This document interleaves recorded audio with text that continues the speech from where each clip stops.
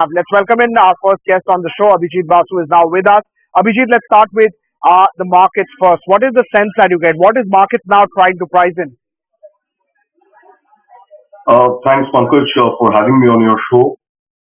I think, see, the biggest challenge that we are seeing is that the last 3 days, markets have been on a fairly bad wicket.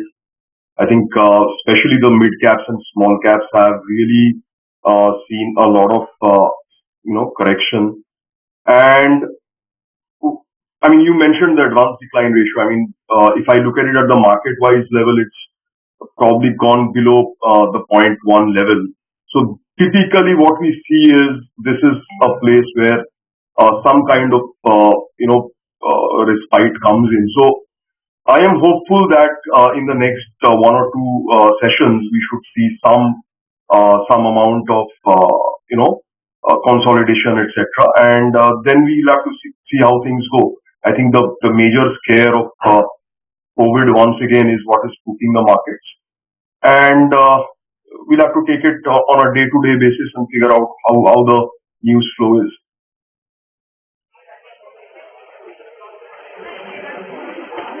Right. So you have to take it on a day-to-day basis and how things are moving in. But can you just talk to us about you know how would you look at it? Because there are two things.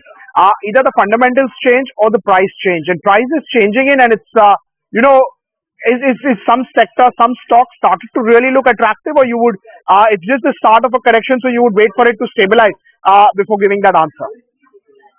So there are two ways to look at it, and the way I always look at these kinds of situations is that you should be, if you are an investor in equities, and here I want to specify that you are an investor for a longish time frame and not into day to day trading.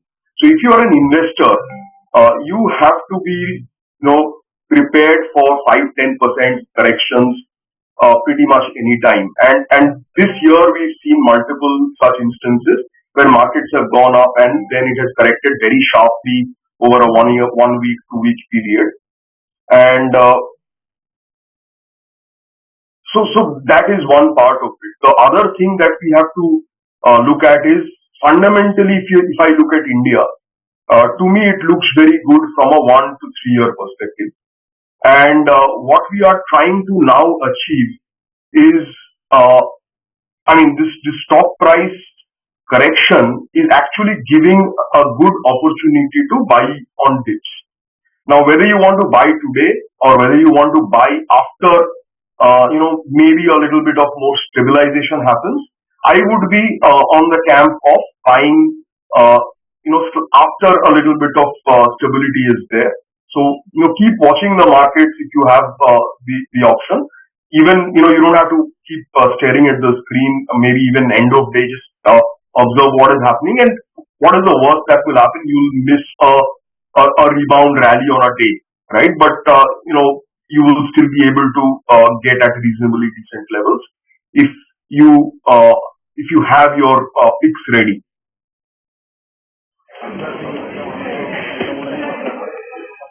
Right. Every time the markets take such a steep correction, the question always arises about the SIP flows, which has kept the market stable. What do you think happens to them this time? What will you be tracking? Maybe not in the month of December, but in the month of Jan. See, I mean, again, SIP flows to me are very, very sticky. I mean, that's what I think. People, especially retail investors who are in SIP, they usually, don't suddenly jump in and out and start and stop SIPs.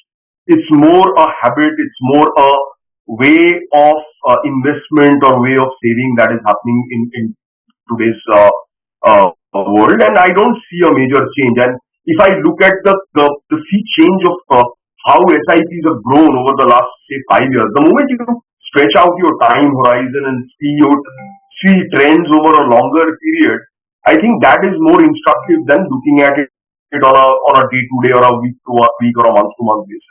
So I don't see any changes in SIPs happening unless there is a sustained bear market, right?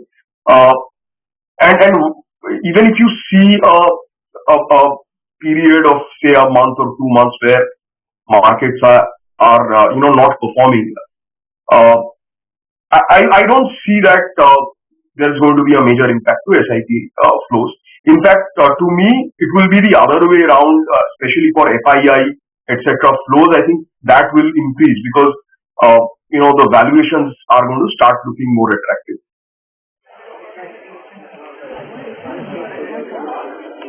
Right. In terms of sectors and stock, last time when you came, you said that the banking sector is attractive and it's looking in decent.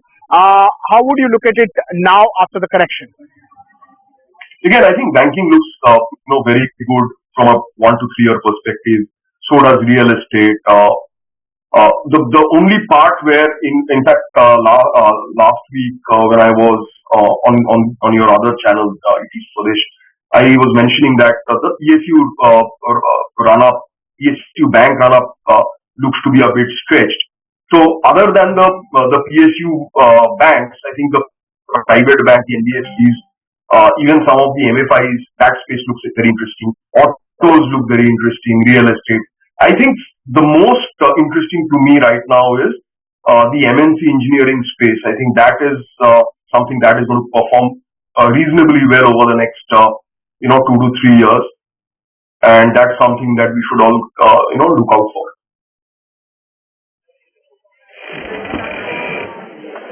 In terms of defense and capex, how would you look at it? They've really seen a sort of breakout in the previous year. Commentary has suddenly changed across management, across investors. People have started to look at these companies. Credit is moving towards these companies. What is the sense you get about that? Will that cycle tend to continue? Uh, it will, but I don't think the kind of exuberance that we've seen is going to continue. The primary reason is that there is a recency bias which is happening, which is that we have seen, this Russia-Ukraine war, and the way wars are getting fought are changing. So that is one, immediate trigger that had happened in the last 1 year for defense preparedness. Then what we've also seen is that uh, a lot more of Indian participation. That part is going to continue, but my sense is that the the large part of the sharp up move is done. Now from here on, it will be more of compounding in nature in terms of uh, how the order flow is and how the companies are able to uh, sort of manufacture and deliver.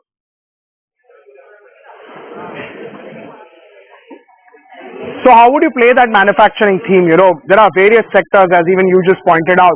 Could it be defense? Could it be infrastructure, road companies, rail companies?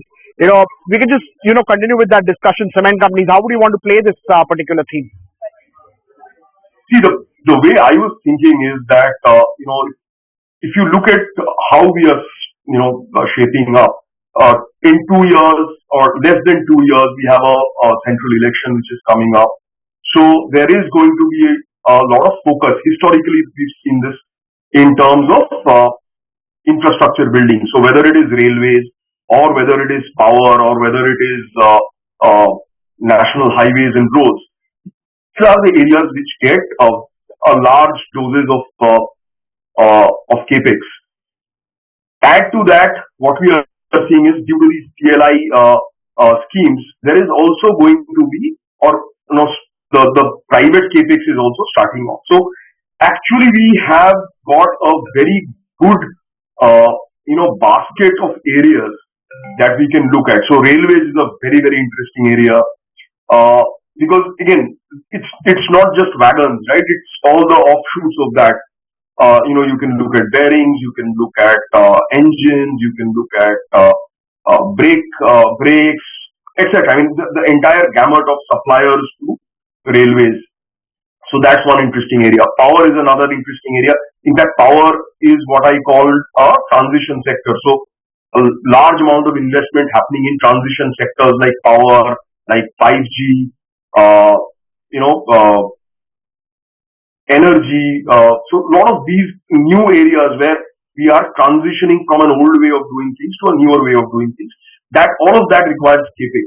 So next 2 3 years, banks have banks and all other Indian companies have mended their balance sheets over the last sort of 5 7 years. So we are in for in my opinion, a sustained period of both public and private capex. So multiple domestic focused capex plays is what we should be looking at.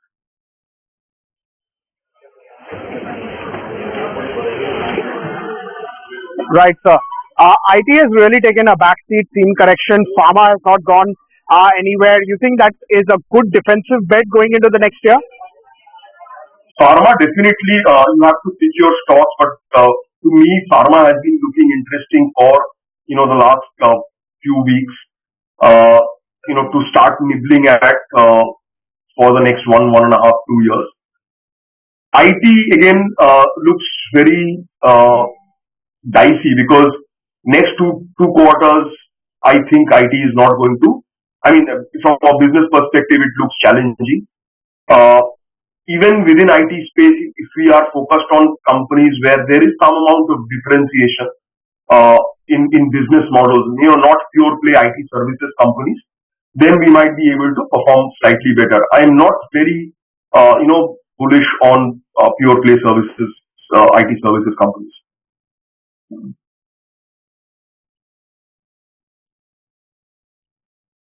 So much for taking our time for us. Always good to get perspective from you.